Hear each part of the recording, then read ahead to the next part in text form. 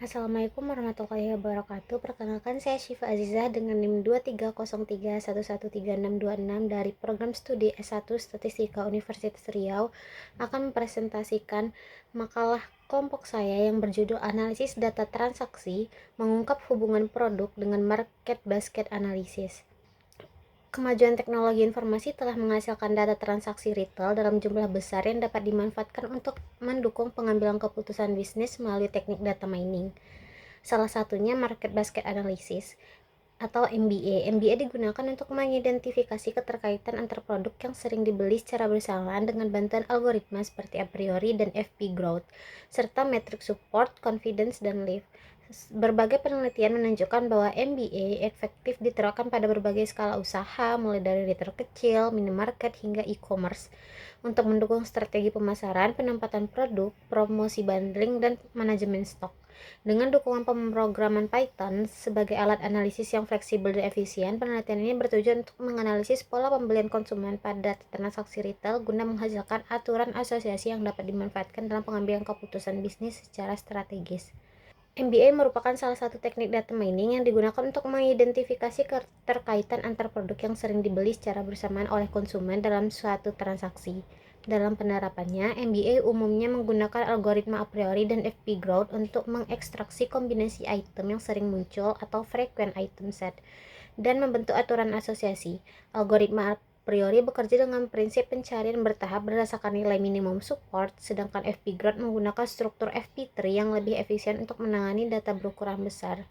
Kekuatan hubungan antar produk diukur menggunakan 3 metrik utama, yaitu support yang menunjukkan tingkat kemunculan suatu kombinasi produk, confidence yang menggambarkan peluang kemunculan produk secara bersyarat, serta lift yang menilai kekuatan asosiasi dibandingkan kejadian acak, di mana nilai lift lebih dari satu menunjukkan hubungan yang kuat. Dalam praktiknya, implementasi MBA banyak dilakukan dengan bantuan bahasa pemrograman Python karena didukung oleh pustaka seperti Pandas untuk pengolahan data dan MLXten untuk penerapan algoritma asosiasi, sehingga proses analisis menjadi lebih efisien, akurat, dan mudah direproduksi. Selanjutnya, metodologi penelitian. Sumber data yang digunakan pada penelitian kali ini adalah dataset transaksi retail dari Kaggle yang mana berjumlah 10.000 transaksi dengan variabelnya, yaitu ada order ID, user ID, ID produk, harga, kuantitas nama produk, kategori produk, tanggal order, waktu order, dan jam pemesanan dalam sehari. Untuk langkah-langkahnya, yang pertama itu melakukan pre-processing data, di mana itu pengecekan missing values, kesalahan input, duplikasi data, serta penyesuaian tipe data. Selanjutnya ada pembentukan data transaksi, di mana data disusun dalam bentuk list of item per order. Selanjutnya baru penerapan algoritma, yang mana itu adalah pencarian frequent item set menggunakan a priori dan FP growth dengan bahasa pemrograman Python. Yang terakhir adalah perhitungan nilai, di mana aturan asosiasi dievaluasi menggunakan support, confidence, dan lift untuk menentukan kekuatan hubungan antar produk. Selanjutnya adalah hasil dan pembahasan. Berdasarkan ringkasan data penjualan, total pendapatan yang tercatat dari seluruh transaksi mencapai 5.160.106,36 dalam satuan mata uang yang relevan. Average basket size sebesar 5,02 item per transaksi menunjukkan kecenderungan konsumen untuk membeli lebih dari satu produk pada setiap transaksi. Untuk tabel pertama itu ada 10 produk dengan penjualan tertinggi yang menunjukkan bahwa produk dengan kontribusi pendapatan terbesar adalah coklat dengan total penjualan sebesar 92.478,01, diikuti oleh soda, shoes, cookies, dan prawns. Selanjutnya untuk tabel kedua itu adalah 10 pelanggan teratas berdasarkan kontribusi terhadap pendapatan, yang menunjukkan bahwa sebagian kecil pelanggan memberikan kontribusi yang relatif terhadap total penjualan. Pelanggan dengan nilai pembelian tertinggi mencatatkan transaksi senilai 33.832,72 yang setara dengan sekitar 0,66% dari keseluruhan pendapatan. Fenomena ini mengindikasikan keberadaan kelompok pelanggan bernilai tinggi yang berperan signifikan dalam kinerja bisnis. Selanjutnya ada grafik distribusi penjualan item per kategori, yang dimana grafik tersebut menunjukkan bahwa kategori grains and staples serta fruits and vegetable merupakan produk dengan jumlah penjualan tertinggi, masing-masing lebih dari 1.100 item, sehingga dapat disimpulkan bahwa kebutuhan pokok mendominasi permintaan konsumen. Di bawahnya terdapat kelompok kategori dengan penjualan menengah seperti bakery, household beverage, dairy and eggs, serta elektronik. yang masing-masing terjual sekitar 700 hingga 800 item dan menunjukkan permintaan yang stabil.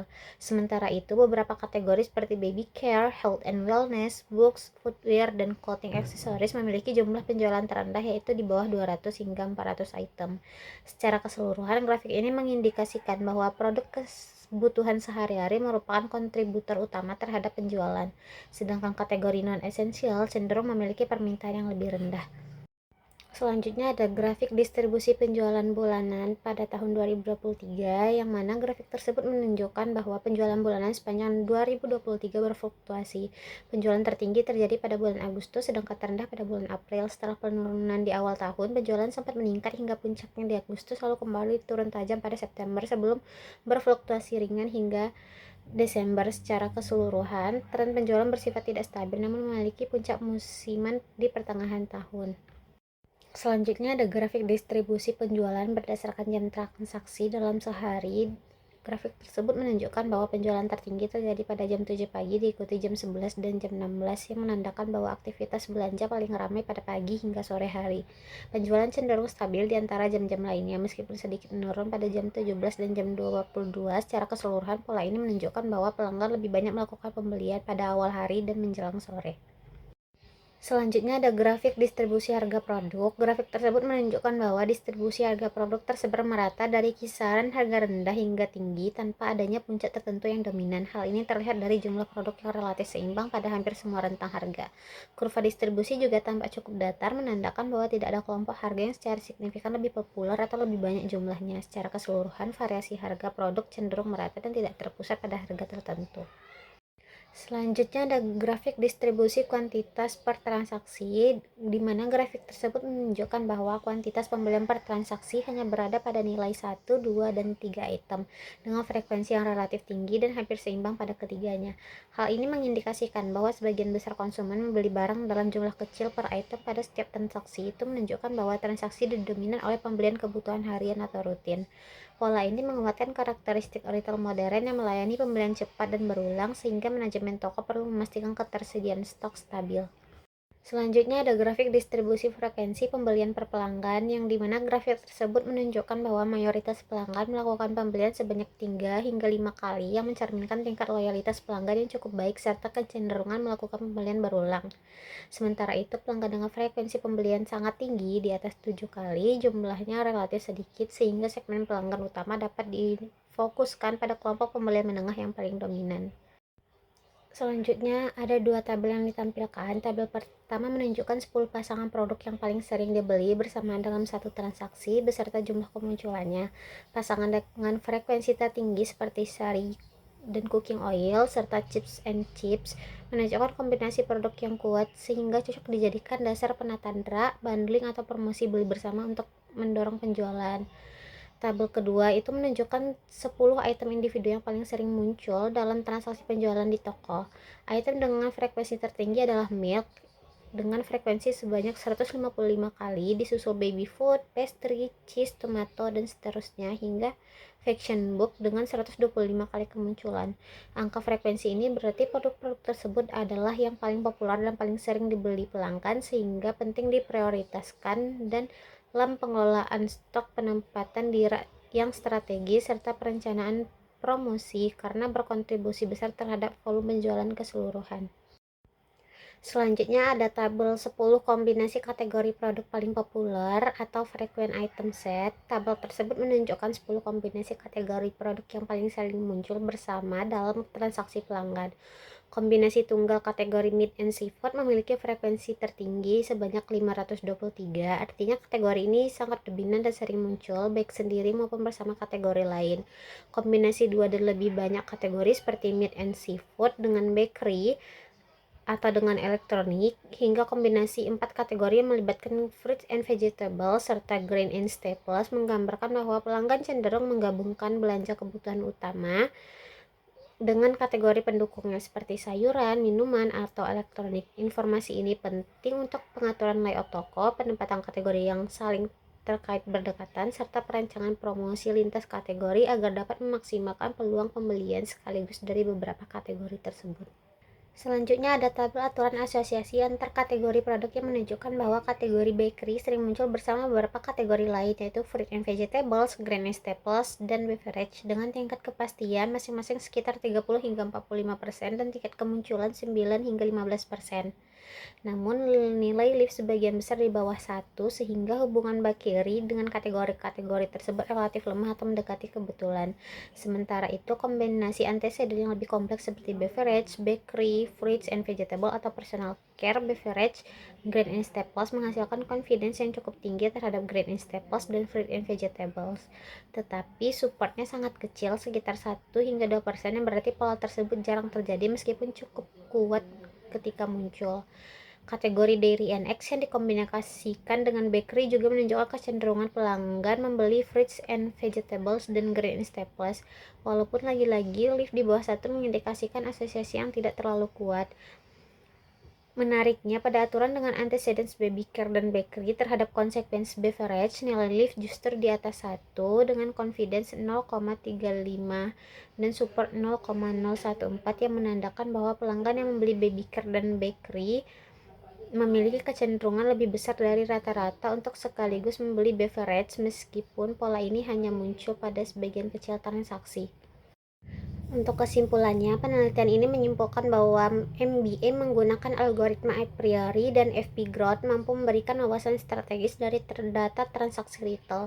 Melalui analisis ini ditemukan produk-produk yang paling berkontribusi terhadap penjualan serta kelompok pelanggan bernilai tinggi yang berperan signifikan dalam total pendapatan. Pola asosiasi antar kategori juga terungkap seperti hubungan kuat antar kategori bakery dengan grains and staples yang menunjukkan peluang untuk promosi silang, bundling, dan penataan produk yang lebih efektif. Analisis waktu menunjukkan adanya pola musiman dan jam-jam puncak transaksi yang dapat dimanfaatkan untuk mengoptimalkan persediaan dan strategi pemasaran. Selain itu, perilaku konsumen cenderung membeli dalam jumlah kecil secara berulang, menandakan adanya loyalitas pelanggan yang kuat. Secara keseluruhan, penerapan MBA tidak hanya memberikan nilai akademis dalam penerapan data mining, tetapi juga manfaat praktis bagi pengelola retail dalam meningkatkan efektivitas penjualan, pengelolaan inventory, dan strategi pemasaran. Untuk sintaksnya, yang pertama kita melakukan input dataset terlebih dahulu. Setelah itu, kita akan menampilkan data overview-nya atau info datanya, di mana di situ dapat terlihat bahwa seluruh kolom tidak memiliki nilai yang hilang. Selanjutnya, kita akan membuat kolom baru yang kita beri nama kolom sales. Kolom sales merupakan kolom hasil perkalian dari kolom kuantitas dan kolom harga. Selanjutnya, kita akan melihat total seluruh penjualannya dan average basket size-nya. Setelah itu kita akan melihat 10 produk teratasnya dan 10 customer yang paling banyak membeli. Setelah itu kita akan melihat analisis kategori produknya, di mana di situ kita ingin melihat distribusi penjualan item per kategori. Selanjutnya kita akan melihat analisis waktu penjualannya, di mana yang pertama kita urutkan berdasarkan penjualan bulanan pada tahun 2023, yang kedua berdasarkan penjualan jam transaksi dalam sehari. Seterusnya kita akan melihat distribusi harga produk dan distribusi kuantitas per transaksi. Untuk grafik selanjutnya itu ada distribusi frekuensi pembeli per pelanggan, dan selanjutnya itu ada market basket analisisnya. Yang pertama itu ada 10 pasang produk yang paling sering dibeli bersama. Selanjutnya ada 10 item individual yang paling populer. Selanjutnya ada 10 kombinasi kategori produk yang paling populer, dan yang terakhir ada aturan asosiasi antar kategori produk. Sekian dari saya, apabila ada kesalahan mohon dimaafkan. Assalamualaikum warahmatullahi wabarakatuh.